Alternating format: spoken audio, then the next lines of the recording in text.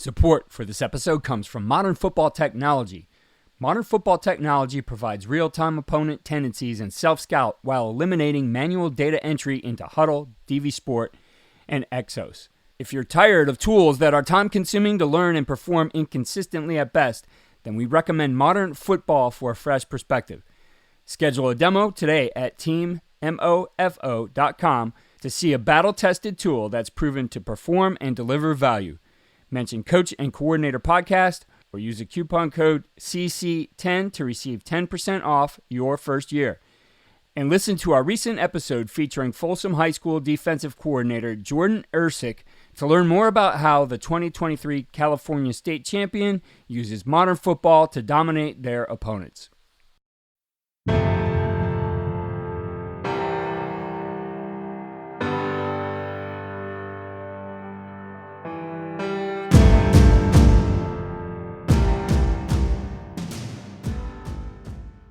Analytically, I'd say that with air quotes. If you're trying to understand football through a numbers perspective, start with your own team and get that right before you go to do anything else.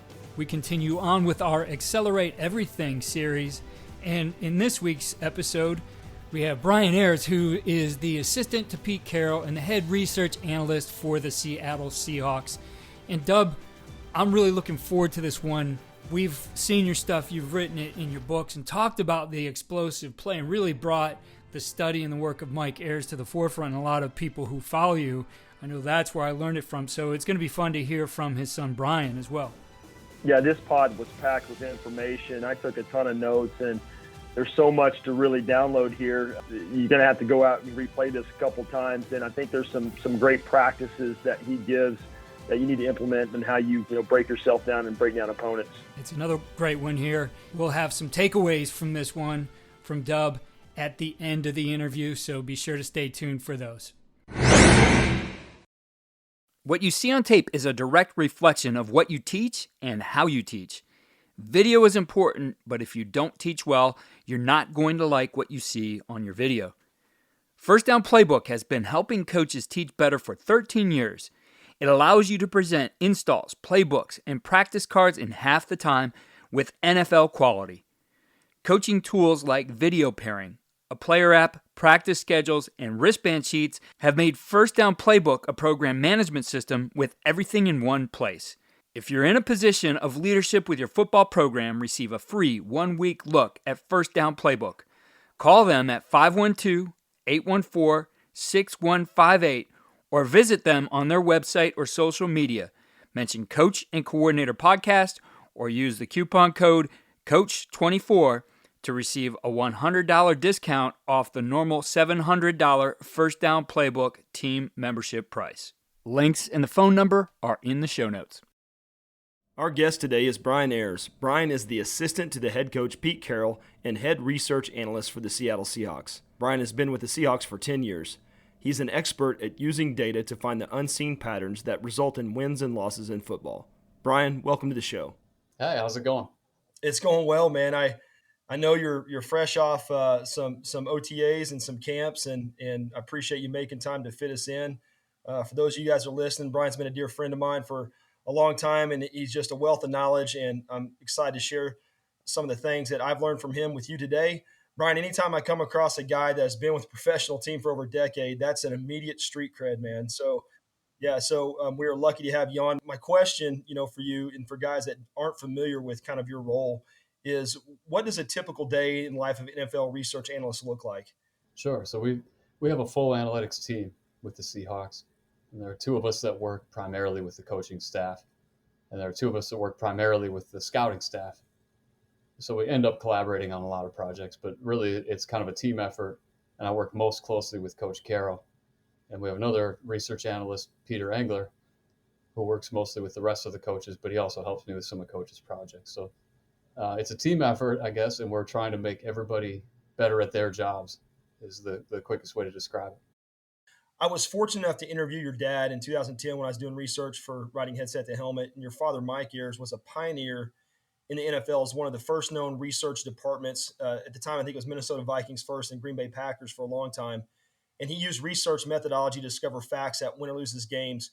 just being kind of a pioneer son, and now you've taken that baton and exceeding with it. What are some things that you learned from your dad that helped you excel in this current position? Yeah, that's a good question. So there's a lot. I guess if I zoom out to the highest level, probably the most important thing is the mindset to have with the job itself. So he had it described to him by Bud Grant, who was actually one of the first people to hire an analytics person in the NFL, which I don't think a lot of people know that. But the way Bud Grant described his job to him was that his job was to be like a great hunting dog, to find where the birds are and assist the coaches who were effectively the hunters, and that they could make this great team if they had a great, in essence, hunter and hunting dog. So I think really that was important, and that's a good way to think of the job is as you're kind of everybody's assistant. And if you have a really high functioning analytics team and a really high functioning coaching staff, it's a much better team of people. So the mindset, that would be number one. But then as you get into kind of the more nuanced and true day to day of the job, I used to hang around him all the time at the facility. This was back when he worked for the Minnesota Vikings. And we'd watch film together, and he'd show me the stuff he's working on. And they had this whole computer room. It was literally an entire room full of, those big giant machines that you'd see. And all it would do is it would spit out this one page, one line at a time. And it would say, hey, this is how we sorted this. This is sorted by personnel. And this one is sorted by formation. And this one is actually formation and personnel. So I guess I was kind of getting a behind the scenes look, I don't know, since I was about 8 years old. I started asking a lot of questions. And he gave me a lot of answers. So it's been fantastic. Many of us don't have a budget to afford hiring a research analyst. Nevertheless, we still need to find patterns that give us a competitive advantage. And there's a lot of noise out there today with all the analytics and the tools that we have at our disposal, even the high school level. What are some critical categories that you would recommend a coach create when it comes to data entry?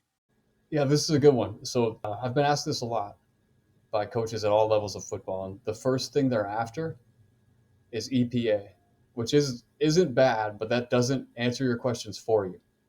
That gives you a good outcome metric. But really what I think people should be after is better data inputs about the play. So if you think about a play, the huddle breaks and a bunch of things happen at the line of scrimmage, the ball is snapped.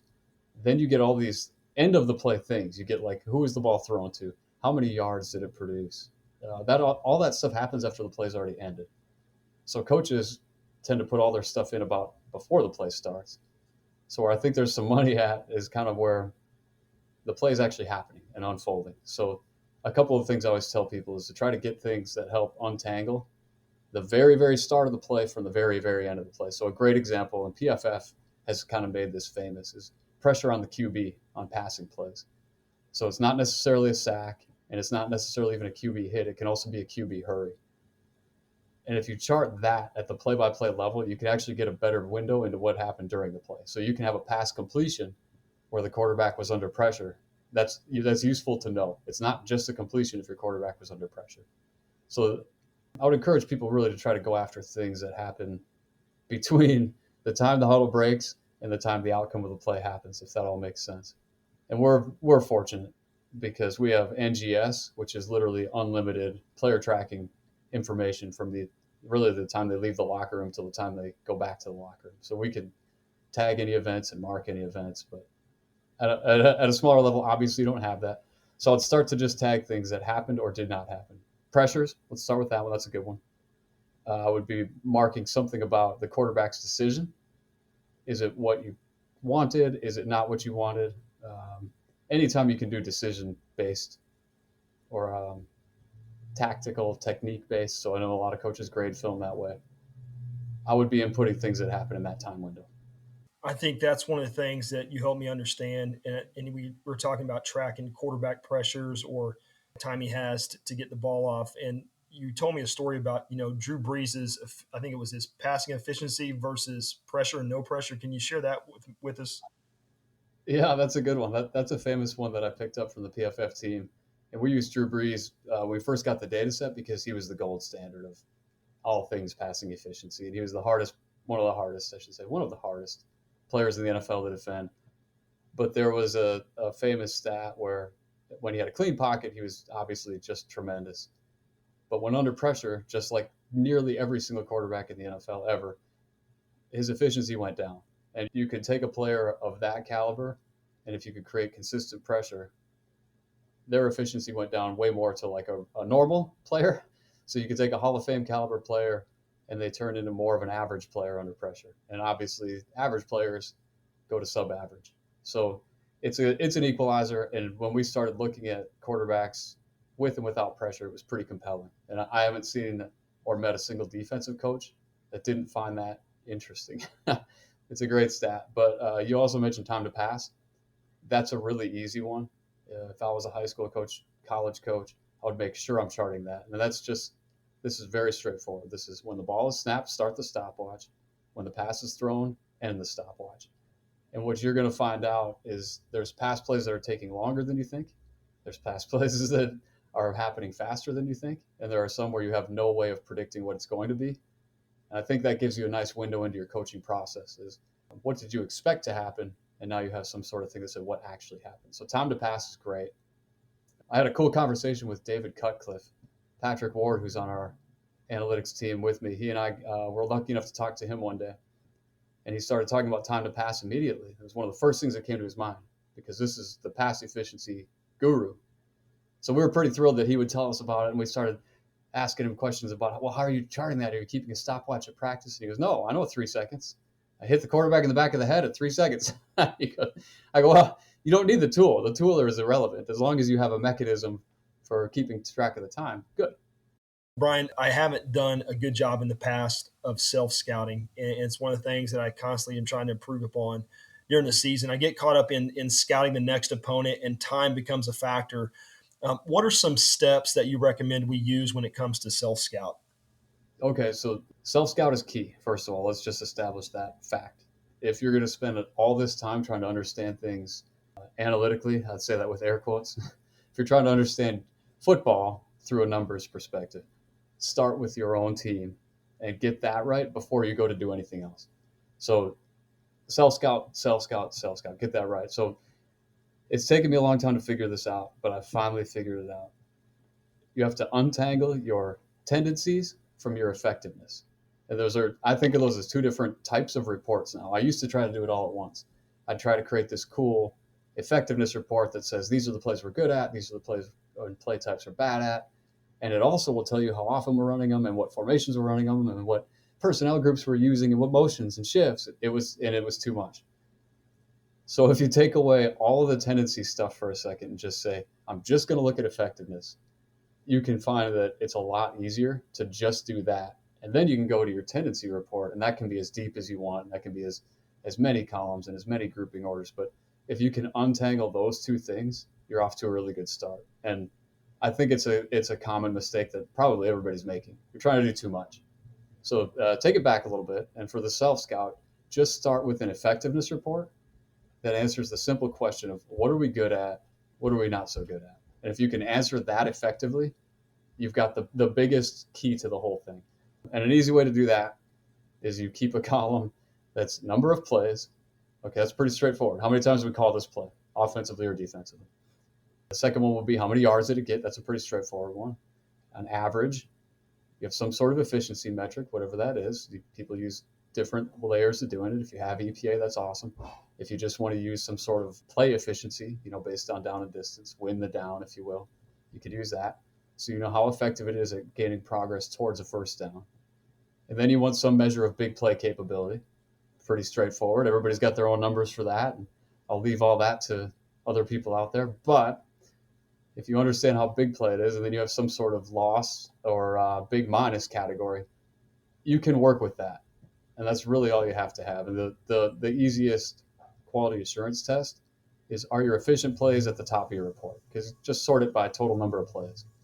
And if the efficient stuff is at the top, you're doing a really good job. And if the inefficient stuff is at the top, might be time to think about a few things. It doesn't mean you can't run those plays. This is something I'm always very clear about. Just because you're not presently good at it doesn't mean you can't get better at it. So just because something has a low efficiency and you like to call the play a lot, maybe you just need to start to think about how you're teaching it or how the players are executing it. Or there could be other things happening, but it just means go to the film. because the self-scout report itself isn't going to do anything for you. It's only going to tell you what you're succeeding at and failing at from a statistical perspective. Still got to go back and try to untangle the why. That's a fabulous framework. Is there anything else that you would add to that? I'm taking notes. The self-scout, so that's just the effectiveness report. I guess we could maybe do a whole other show on the tendency report. But the easiest thing to start with effectiveness is don't let yourself group by more than two things. And I think that's where people tend to get carried away, is they want to group by A, B, C, and D. For example, they'd want to group by down and distance and personnel and formation, and then they want to add motion in there too. And that's really thorough because you've done a really good job of understanding how all those things may interact. But you also miss some big picture items in it, which is just, which of these plays are we good at? Remember, like a little bit ago, we just said that. Start with that. Understand first what plays you're good at. And then you can worry about, well, does personnel impact that? How does our shift in motion game impact that? You can start adding all those layers from that. So just start simple is the easiest thing I would give everybody. We're going to take a quick time out of this episode to make sure that we share some great resources that Coach Dub Maddox has put together. I know my bookshelf is just full of your books. I've always followed all the things that you do, and you do a tremendous job of just putting together detailed resources that can help coaches accelerate everything within what they do. So tell us a little bit about some of the things you've put together.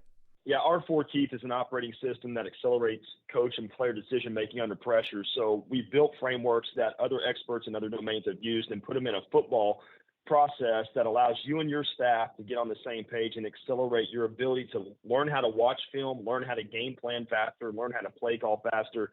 And with the common language and the non-negotiables that we identify, it really unifies everyone on your staff and your team to see the game through the same lens. And that's really the hardest thing that we have to do as coaches and coordinators, is to unite everybody to see that game through that expert lens. R4 is your answer. You can check it out at r4footballsystem.com.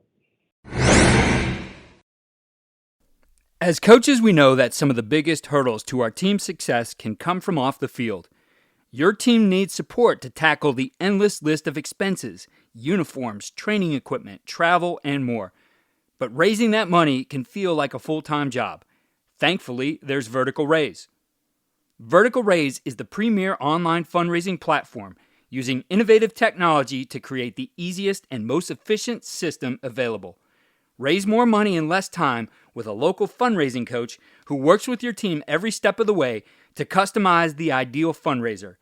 With options for online donations, digital discount cards, premium product sales, and even spirit shops, Vertical Raise has top-of-the-line solutions for every fundraising style. To find out more, visit verticalraise.com and we'll get you connected with an exclusive offer on your first fundraiser. As a coordinator or even a head coach, I'm overwhelmed with information in solving problems, and it's easy to lose the big picture of a game plan. You are a master at streamlining information and focusing on the data that matters most. An example was just the answer you gave. Walk us through what a good cover page example would look like that you would give to a coordinator or a head coach in your role, and something maybe we can model on our staffs. Because the cover page that you showed me when we talked a few weeks ago was just, I thought it was fabulous of how it made it real simple, and here's the key points, and it just painted a quick, easy picture for me to understand what matters most. Yeah, so for people who haven't seen it, the cover page is basically just that. So it took me a lot of years to figure this one out too. I've had the fortune of being with the same team long enough to figure out what works and what doesn't work. And something I figured out real early is that if you give people a big stack of papers, they're never going to make it. They'll never make it into page 3. They'll never make it into page 4 because it's overwhelming. And again, you're busy. I get it.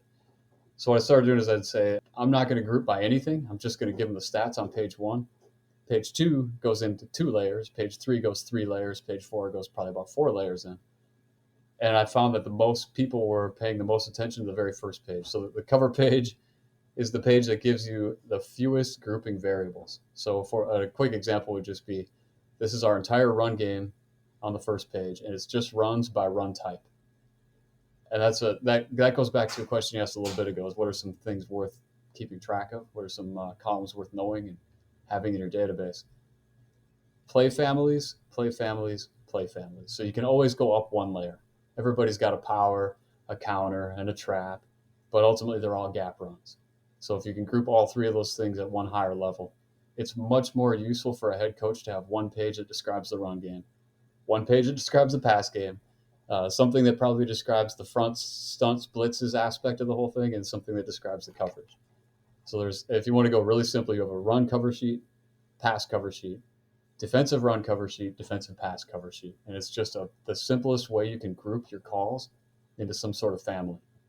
And a head coach knows the intricacies of it. They know there's more there than just gap run. They understand, that the team runs counter, power, and trap. But it's really helpful just to have those grouped at the highest level. Head coaches don't have a lot of time. They're busy.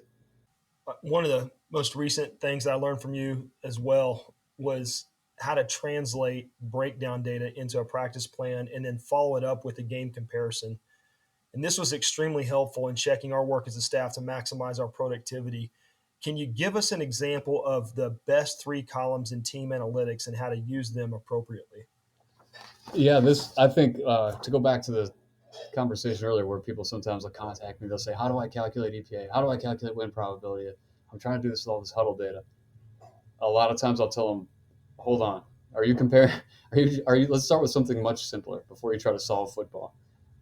Are you aware of how many times you break something down, how many times it happens in your practice, and how many times it happens in your game? Well, what is that all about? So the concept of it is actually from Brian Billick's book. Basically, the idea is you keep as much track as you can of those 3 things: the breakdown, the practice, and the game. And I actually came across this cool Harvard Business Review case study where they're talking about after-action reviews, which is a popular military approach to understanding the way things unfold from a military sense. And what I found out, this is pretty cool. They have a 3-part process. Number 1, what did we expect to happen? Number 2, what actually happened? And number 3, why was there a difference? And what can we do to change that? So the concept of this report that I was talking about, I guess I don't even have an awesome name for it. I'll call it my football after action report. We just named it right here. So in the football after action report, you've got the games that you've watched on film. There are the games over in your tree in Huddle or DV Sport or Excels, whatever you're using. Those are the games that you're watching to gather information on your opponent. Some teams have a standard 4-game breakdown. Some teams break down the entire season. Sometimes you only have 1 game or you don't have as any games for all that matters. But anyways, come up with some sort of counting for how many times have you seen each play or each play type, more importantly, just like we talked about, maybe some sort of play family. And that's your breakdown column. So that's the leftmost column that says, how many times did we see gap runs in our breakdown?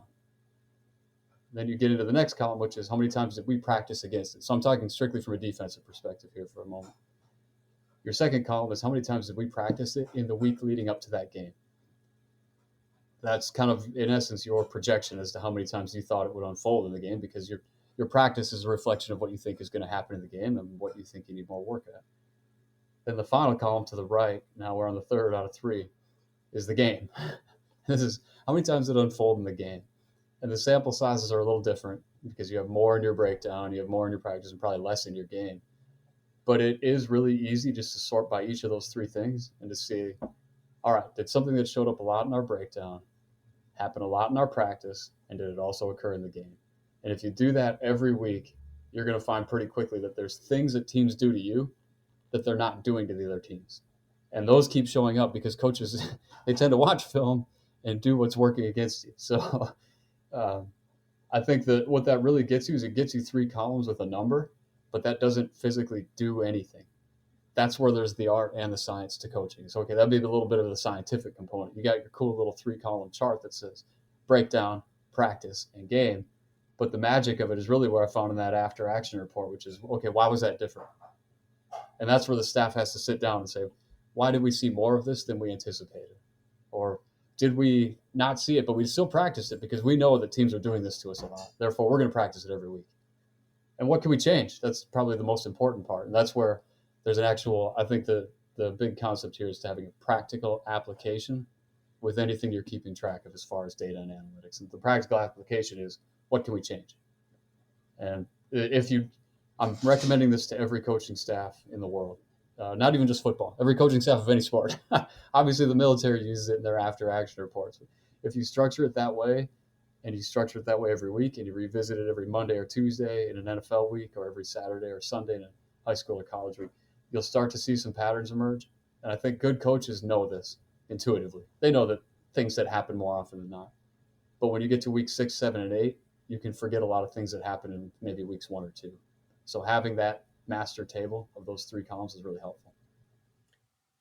All right, Brian, one of the most difficult things that I have to wrestle with every year is chasing the latest trends. I want to be like the flashiest offenses in the game, and I'm sure defensive coordinators struggle the same thing with being and utilizing the latest flashy blitz or coverage from a defensive standpoint.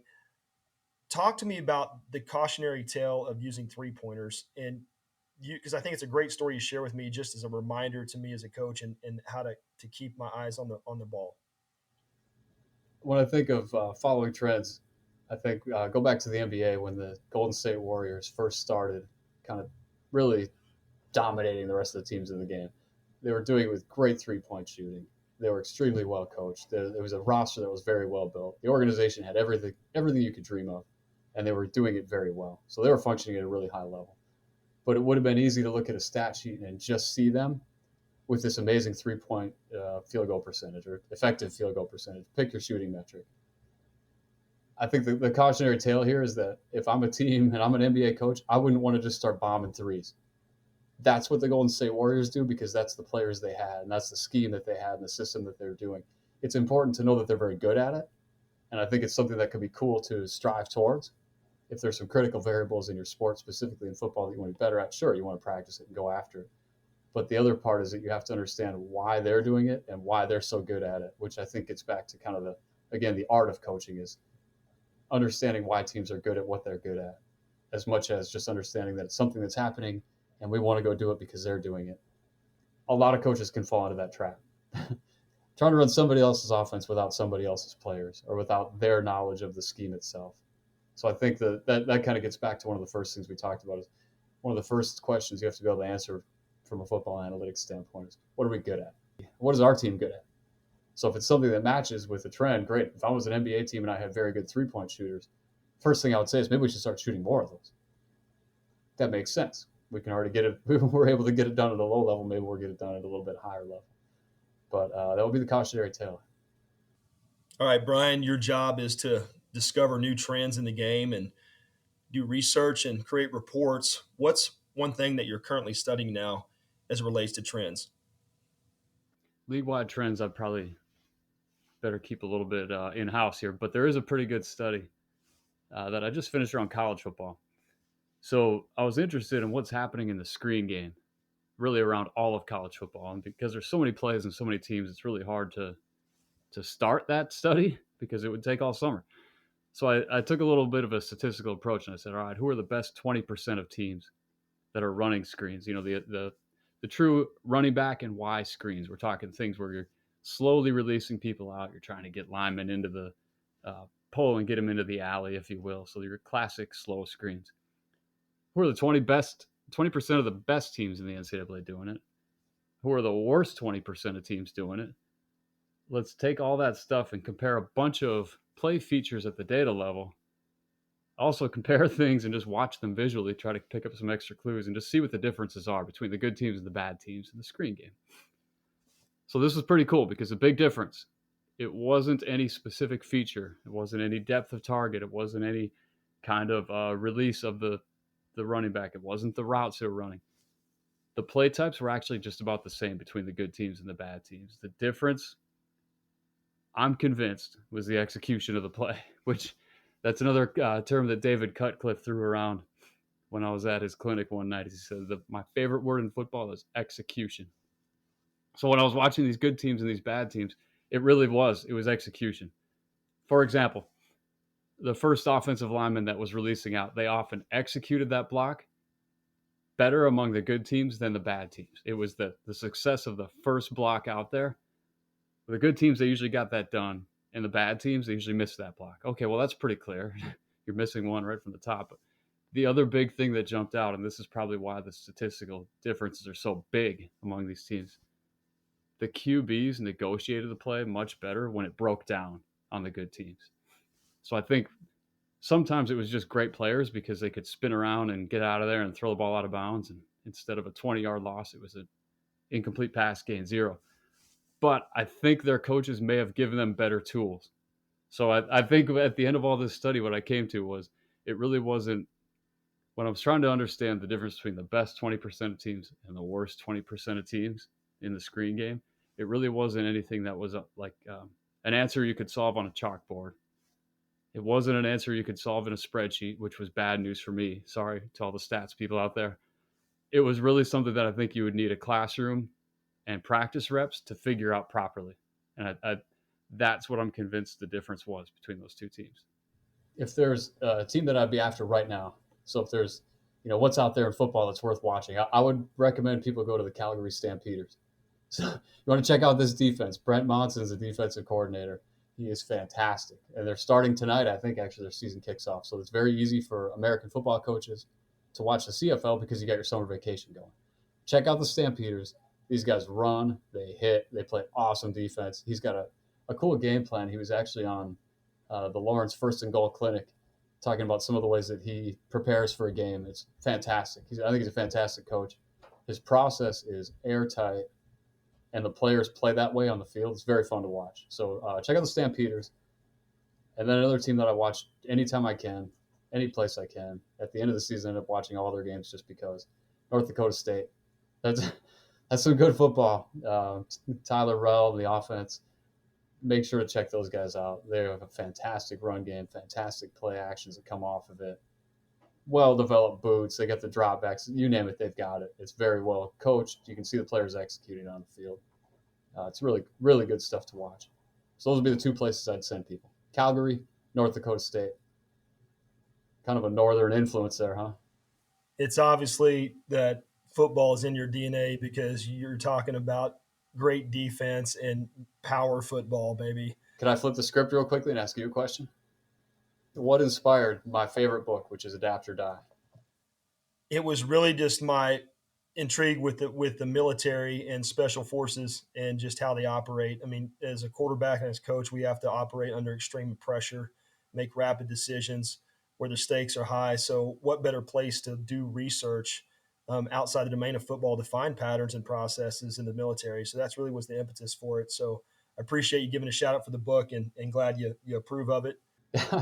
Football coaches, start there. Get Adapt or Die. Have that. I'm not just making this plug because I'm on the show. It's very good. Brian, appreciate it. You heard it from the Seahawks themselves, Adapt or Die fans. Brian, appreciate your time on the show, guys. It's very hard to get a hold of guys that are at Brian's level. They're like the CIA of football. They don't exist. So, Brian, I'm going to let you get back to the Bat Cave to find out the latest patterns. Hopefully you guys have a great season. We'll be watching and rooting for the Seahawks. Brian, best of luck next season. We'll talk to you soon. Awesome. Thank you, Coach. Dub, as you said in the beginning, another information-packed, detailed episode here. A ton of notes taken. And I ask you always to boil those down to 3 that everybody can use. And so what are the things that you've really boiled it down to this week? Yeah, my first one, and you hear it all the time, how important EPA or calculating efficiency is of your plays in your data breakdown. But where the money is being missed is in categorizing the post-snap non-negotiable patterns that occur that can impact performance of your players. And so the example he gave was in tracking how pressure on the quarterback can affect performance. And he gave some other ones. I think that's something you need to try to look at when you're breaking down your game. The second one was self-scout is mission critical. And it's important to take a weekly inventory of yourself before the upcoming opponent. The key that Brian talked about is you have to untangle your tendencies from your effectiveness. And the breakthrough for Brian was focusing on a global perspective first and doing what plays are the most effective. Run a report after each game on what are we good at and what are we not good at, and then zoom in closer from there. And the last one I thought was just excellent. It was Brian talking about a military strategy that they borrowed, and it's called after action reviews. And it's a 3-part process. The first thing is you have to calculate, what did we expect to happen from our game film breakdown? Then we have to diagnose what actually happened after the game. And then we have to then ask the question, why was there a difference and what can we do about it? So bringing that kind of into the football domain, we need to break down through film. What do we expect to happen by watching the opponent's film? Then we need a column for how many times we practice those plays during the week. And then the final column on the report was measure how many times we actually saw that in the game. And I think the benefit of this process and what it will show you is how effective your game planning and practice planning is, along with seeing hidden patterns that opponents may be doing actually something different against you that you saw in the film. Great stuff, Dub. As always, very impressed with this episode and what you put together here, and we're excited to continue this one on next week. So thank you for your time on the Accelerate Everything series. Thanks, Keith. We enjoyed it. A couple of resources we'll link in the show notes are Brent Monson's course on CoachTube, which he did at Lawrence First and Goal. I agree, that was an excellent one. You definitely want to check that out. As well as Tyler Roll's resources on CoachTube. He put together a series of courses on training the tight end and the fullback, as well as utilizing them in the play action game. Highly recommend those. We also have some related episodes with Tyler Roll linked in the show notes.